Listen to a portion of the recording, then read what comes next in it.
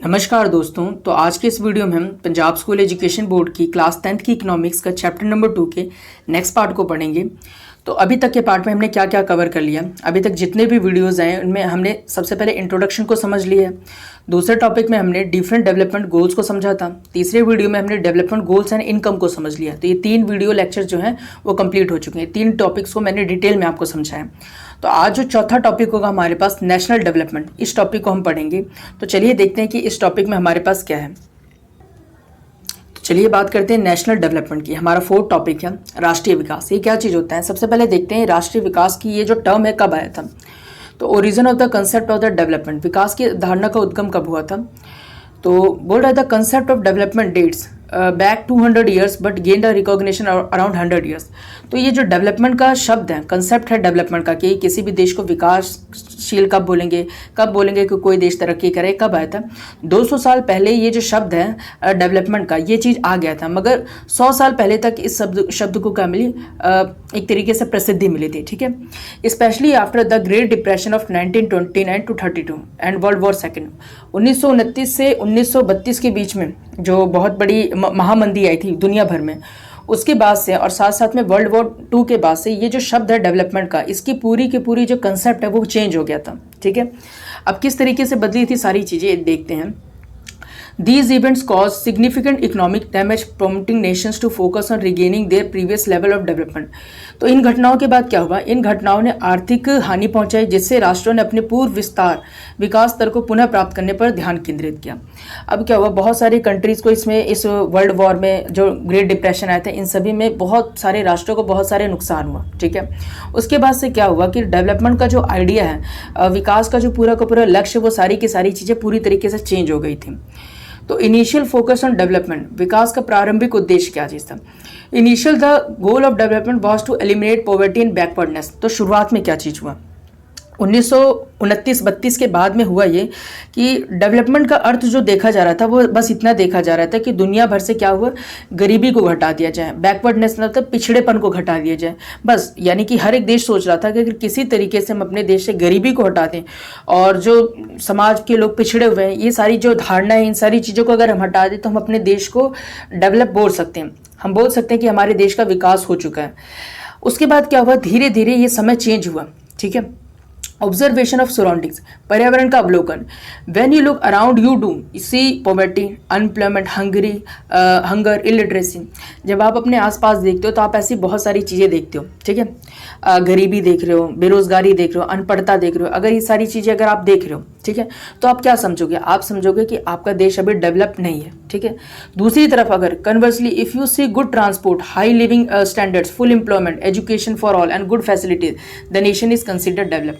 दूसरी तरफ अगर आप देखो कि अच्छी ट्रांसपोर्टेशन सिस्टम है, सबका जीवन स्तर बहुत ज़्यादा अच्छा है, रोज़गार सभी को मिला है, एजुकेशन सभी के पास है, अच्छी हेल्थ फैसिलिटीज़ हैं, तो आप क्या कहोगे? आप कहोगे कि हाँ, हमारा देश जो है वो डेवलप्ड है। ठीक है, अब इसी तरीके से development as a gradual process. अब इस चीज़ को समझो, जो विकास है हमारा वो एक धीमी प्रक्रिया है। ऐसा नहीं है कि कोई भी देश जो डेवलप्ड एक ही दिन में हो जाता है। ठीक है, तो development is a long term process that requires continuous efforts from the people and the nation.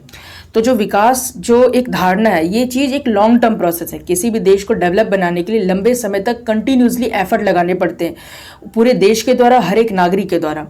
It is not achieved overnight but through sustained work to improve overall living condition. ये एक रात में ही नहीं मिलती, मगर लंबे समय तक इस पर क्या करना पड़ता है? सतत प्रयास करना पड़ता है। ठीक है, modern understanding of development.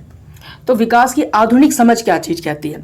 Today economic development is often equated with long term growth in Nations growth domestic product, GDP. तो जो बड़े लेवल पे जो लोग सोचते हैं कि हर कंट्री सोचती हैं कि उनका बड़े लेवल पे क्या चीज़ का ग्रोथ हो जाए, हम लोग एक्चुअली यही समझ लेते हैं कि कोई देश डेवलप है तो क्या चीज़ है, उस देश की जीडीपी का लेवल जो है बहुत बड़े लेवल पर है। जीडीपी क्या होती है ये मैंने चैप्टर 1 में समझाया। अगर आप वहाँ से आप देखेंगे आपको इजीली समझ में आएगी सारी चीज़ें। तो हम ये समझ लेते हैं कि अगर किसी देश की जीडीपी ज़्यादा है तो हम समझेंगे कि वो देश ज़्यादा डेवलप्ड है। अगर किसी देश की जीडीपी अगर कम है तो हम समझेंगे कि वो देश उतना डेवलप नहीं है। लेकिन इस बात का आप ध्यान दीजिए, GDP growth alone does not fully represent economic development. जो जीडीपी है वो अकेले ये नहीं दर्शा सकती कि कोई देश डेवलप है कि नहीं है। क्यों? ऐसा बहुत सारे कारण हैं, क्योंकि जीडीपी तो आप अगर मान लीजिए कोई देश हथियार बना रहे हैं, ठीक है, हथियार वो बेच कर भी अपने जीडीपी को बढ़ा सकते हैं अपने देश की, मगर हथियार बेचकर आप जीडीपी को तो बढ़ा लेंगे, लेकिन बाकी सारे जो अलग अलग फैक्टर्स हैं, हेल्थ कंडीशन है, एजुकेशन का लेवल, ये सारी चीज़ें आपके देश के अंदर नहीं बढ़ेंगी। तो अगर सिर्फ जीडीपी बढ़ने से अगर कोई नेशन डेवलप हो जाता तो हर कंट्री किसी न किसी तरीके से जीडीपी बढ़ा लेती। तो जीडीपी सिर्फ डेवलपमेंट का एक मापक नहीं है। जीडीपी के अलावा बहुत सारी अलग अलग चीज़ें भी अच्छे लेवल पर होनी चाहिए, तभी आप किसी नेशन को डेवलप बोल सकते हो। ठीक है, अब यहाँ पे बात हो रही है इक्विटेबल डिस्ट्रीब्यूशन ऑफ वेल्थ, धन का समान वितरण। A nation can not be considered develop if wealth is not distributed equitably among its population. अब देखिए, जाहिर सी बात है, मान लीजिए जीडीपी बढ़ भी गई, ठीक है, जीडीपी अगर किसी नेशन की बढ़ भी जाती है, अब मान लीजिए 5 लोग हैं, ठीक है, अगर मान लीजिए किसी देश की जीडीपी है 100 रुपये, ठीक है, देश की जितनी भी जनसंख्या है टोटल, उसने मिलकर 100 रुपये कमाए।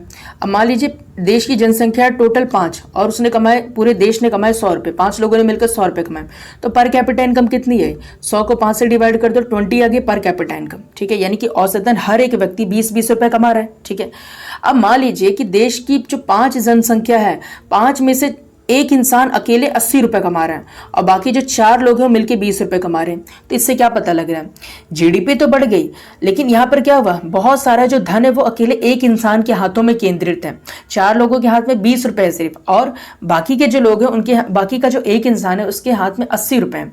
अब यहाँ पर आप देख रहे हैं, यहाँ पर जीडीपी बढ़ तो गई है, लेकिन असल में लोग गरीब हैं, क्योंकि जीडीपी पर कैपिटा इनकम कई बार क्या धोखा भी दे जाती है। यहाँ पर कैपिटा इनकम हमें लग रहा है कि 20 रुपये हर एक नागरिक के हिस्से में, लेकिन असल में कितने रुपए हैं? असल में 4 लोग मिलकर 20 रुपये कमा रहे हैं, 80 रुपये तो सीधा सीधा एक व्यक्ति के हाथ में ही है। ठीक है, तो यहाँ पर क्या है, जो वेल्थ है उसका इक्वल डिस्ट्रीब्यूशन नहीं है, यानी कि वेल्थ जो है वो संचित हो गया सिर्फ एक हाथों में। अगर बहुत सारा पैसा एक हाथों में इकट्ठा हो जाएगा तो बाकी जो जनसंख्या वो डेवलप नहीं कहलाएगी, वो गरीब कहलाएगी। क्यों? क्योंकि उसको बाकी सुख सुविधाएं तो मिल नहीं पाएंगी। अगर मान लीजिए किसी के पास पैसा नहीं है, किसी नेशन में बहुत सारी ऐसी आबादी जिसके पास पैसा ही नहीं है, तो बताइए क्या वो अच्छी एजुकेशन ले पाएगी? क्या अच्छी हेल्थ फैसिलिटीज़ ले पाएगी? क्या उससे अच्छा घर मिल पाएगा? तो बहुत सारी चीज़ों से वो वैसे ही वंचित रह जाएगा। ठीक है, तो डेवलप हम तभी बोलेंगे जब वेल्थ, अगर किसी देश की जीडीपी अच्छी है तो जीडीपी अच्छी होने के साथ साथ में पर कैपिटा इनकम भी इक्वल होना चाहिए। इक्वल ना भी हो तो कम से कम पर कैपिटा इनकम एक देश का अच्छा होना चाहिए। ठीक है, धन एक हाथ में संचित नहीं हो जाना चाहिए। तो इस पॉइंट पे वो ये समझाने की कोशिश कर रहे हैं। तो इस लेक्चर में हमने इस टॉपिक को डिटेल में समझा।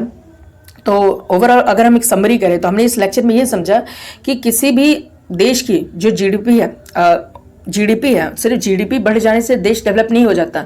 जीडीपी में भी जो वेल्थ है, जो इनकम है, वो एक तरीके से इक्वली डिस्ट्रीब्यूट होनी चाहिए। पर कैपिटा इनकम अच्छी होनी चाहिए नेशन की। और साथ साथ में हमने ये देखा डेवलपमेंट की जो धारणा है 1929 से 32 के बीच में जो ग्रेट डिप्रेशन आया था उसके बाद में पूरी तरीके से चेंज हो गई। पहले ये बस सोच रहे थे कि हाँ, गरीबी हटा दे, पिछड़ेपन को हटा दे तो डेवलप कहलाएंगे, लेकिन धीरे धीरे समय बदला और मतलब बाकी चीज़ों में भी डेवलपमेंट की अब कंसेप्ट आ गया था। ठीक है, तो नेक्स्ट वीडियो में हम इसके नेक्स्ट पार्ट को सॉल्व करेंगे, नेक्स्ट पार्ट को डिटेल में समझेंगे। तो आई होप यहाँ तक का जो वीडियो है आपको अच्छी तरीके से समझ में आया होगा।